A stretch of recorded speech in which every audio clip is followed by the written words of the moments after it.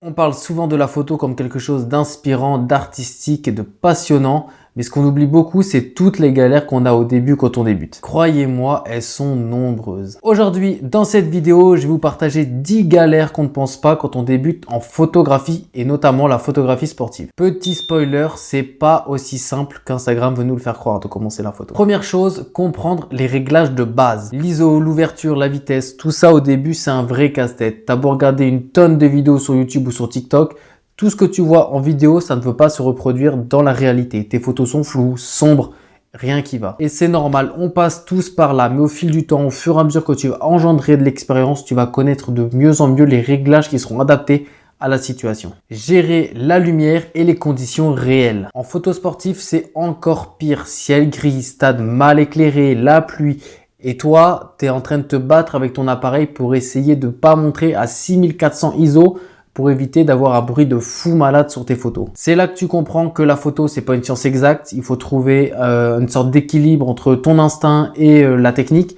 Et c'est dans ces moments-là que tu vas reconnaître les situations et que tu vas reconnaître les réglages qui sont le plus adaptés à cette même situation. Quand tu vas commencer, tu vas rater des photos, mais tu vas rater beaucoup de photos. Au début, tu as envie que tout soit parfait et c'est plutôt normal. Mais la réalité, c'est que tu vas rater des tonnes de photos. Cadrage moyen, flou de mouvement, mauvais timing, c'est extrêmement frustrant, mais c'est tout à fait normal. Et aujourd'hui, à l'ère du numérique, que ce soit avec les réflexes ou les hybrides, c'est vraiment la force de ces boîtiers. C'est pas comme à l'époque les pellicules où chaque photo était comptée. Là, aujourd'hui, avec le numérique, on a la chance de pouvoir rater beaucoup de photos. Donc, faut vraiment pas hésiter à shooter des masses et des masses. Et c'est comme ça que tu apprends, c'est en ratant des photos. Chaque photo ratée te rapproche d'une bonne photo et de la photo que tu souhaites vraiment. Une fois que tu as fait tes photos, il y a le tri et il y a la sélection. Là, tu as fait ton match de foot, tu as fait 2000 photos et tu dois en choisir, je sais pas, on va dire une vingtaine ou une trentaine. C'est long, c'est chiant, tu te doutes tout le temps, tu dois choisir celle-là ou celle-ci. Franchement, le choix est parfois très compliqué. Des fois, c'est l'inverse. C'est dur de trouver 20 photos ou 30 photos. Tu sais que tu dois en envoyer un certain nombre, mais tu n'as pas assez de matière. Donc là, tu cherches, tu essaies de trouver la meilleure possible, mais ça veut pas. Cette partie-là, c'est vraiment essentiel. Savoir ce qu'on montre et savoir ce qu'on garde pour soi, ça, c'est une vraie compétence d'un photographe. En cinquième, j'ai mis le post-traitement. Pour le post-traitement, Lightroom, ça va devenir ton meilleur ami ou ton pire ennemi. Au début, tu passes 30 minutes sur une photo, tu joues avec le moindre petit curseur, luminosité, contraste, saturation, etc. Mais petit à petit, tu comprends la colorimétrie, le contraste, le style. Et là, tu te commences à reconnaître dans tes images et vraiment à trouver ton petit style qui va vraiment te démarquer des autres. Mais c'est vrai qu'au début, tu arrives sur Lightroom, tu vois tous les paramètres que tu peux changer. C'est une galère sans nom. Le manque de confiance. Chose que beaucoup de photographes subissent, c'est le manque de confiance. Tu regardes les autres photographes sur Insta, tu as l'impression d'être nul. Tu compares tes photos, ton matériel, leur rendu, etc. Toi, tu n'as qu'une phrase en tête, c'est je suis pas légitime. Mais si, c'est tout à fait normal au début de pas être au niveau des professionnels qui sont là depuis des années. Le plus important, c'est de continuer à shooter, à montrer ton travail et à progresser à ton rythme. Chacun avance à un rythme différent et ça, une nouvelle fois, c'est tout à fait normal. Point que peu de personnes abordent, mais moi j'en ai été victime dès mon premier match que j'ai fait au Mans FC, c'est ne pas être accepté par les anciens. Ça, c'est un vrai sujet parce qu'au bord du terrain, pour ce qui est du foot, mais ce qui est également le cas pour tous les sports, il y a des photographes qui sont là depuis 20 ans, 30 ans, 40 ans, voire plus. Et franchement, ces personnes-là, ils voient un petit jeune arriver avec un plus petit boîtier qu'eux parce que eux, ils travaillent pour la presse, ils ont des 600 mm énormes comme ça. Et toi, tu arrives avec un petit boîtier, un petit objectif. Et là, ils vont se dire, oula, qu'est-ce qu'il fout là celui-là? Franchement, moi, pour la petite anecdote, pour le premier match que j'ai fait, donc c'était Le Mans FC contre Pau, c'était le 31 août 2018, je m'en rappelle très bien. Je suis arrivé dans la salle de presse, j'étais même pas majeur. Il y a un photographe, il a dit lui, il a rien à faire en bord terrain, il va en tribune. Et bah dans ces cas-là, pour le premier match, je me suis dit waouh, c'est comme ça la photo, je vais peut-être arrêter en fait. Dans ces moments-là, tu as vraiment l'impression de déranger et de prendre leur place. Mais je pense qu'il faut pas le prendre personnellement. Montre que tu es sérieux au bord du terrain, que tu respectes le terrain, les règles, que tu es quelqu'un de sérieux, de discipliné qui pose pas de problème.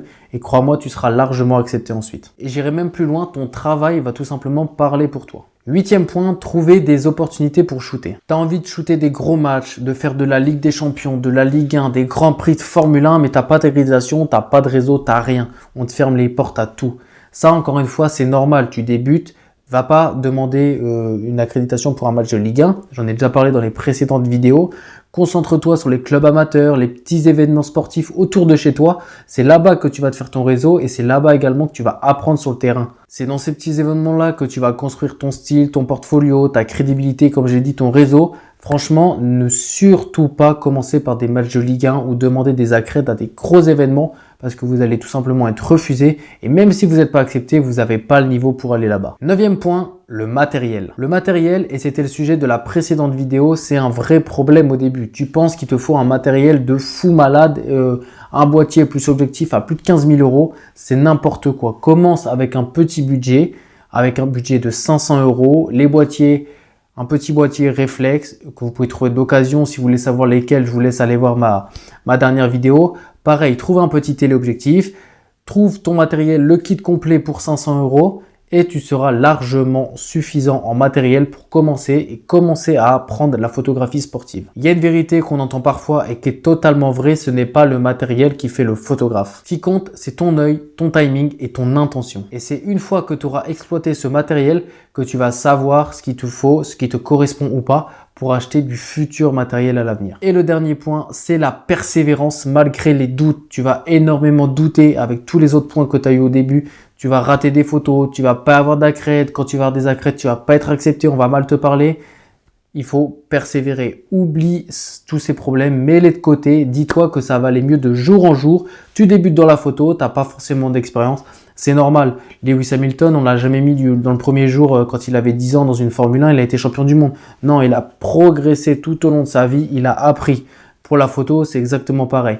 Commence chez toi dans des petits clubs avec un petit budget, un petit boîtier, un petit téléobjectif et au fil des années que tu développes ton réseau, ton expérience, mais également ta crédibilité, là tu peux monter en matériel et monter également dans les demandes d'accréditation. Et crois-moi, un jour tu regarderas tes photos et tu verras le chemin parcouru. Moi, quand je regarde mes photos en 2018 quand j'ai commencé, elles étaient éclatées. Même il y a des photos d'il y a un an, je les trouve moins bonnes que celles que je fais aujourd'hui. C'est normal, on évolue, on prend tous de l'expérience, on a du matériel qui évolue, parfois non, quand le budget n'est pas là, on ne peut pas forcément le faire évoluer. Mais l'expérience prend et malgré tout, même si tu gardes un boîtier pendant 10 ans, tes photos seront forcément meilleures à la fin qu'au début parce que tu vas avoir 10 ans d'expérience qui seront passés par là. Voilà, c'est la fin de cette vidéo. Elle était plutôt courte. J'espère qu'elle vous a plu. Une nouvelle fois, si elle vous plaît, n'hésitez pas à me le dire en commentaire, mais aussi à liker, à vous abonner et activer la petite cloche pour ne rater aucune des prochaines vidéos. Cette année, en 2026, j'ai pour objectif de faire une vidéo par semaine. J'espère que je vais m'y tenir. En tout cas, je vais tout faire pour. Moi, je n'ai plus qu'à vous souhaiter une bonne fin de journée et je vous dis à la prochaine. Ciao, ciao. Ouais, stop.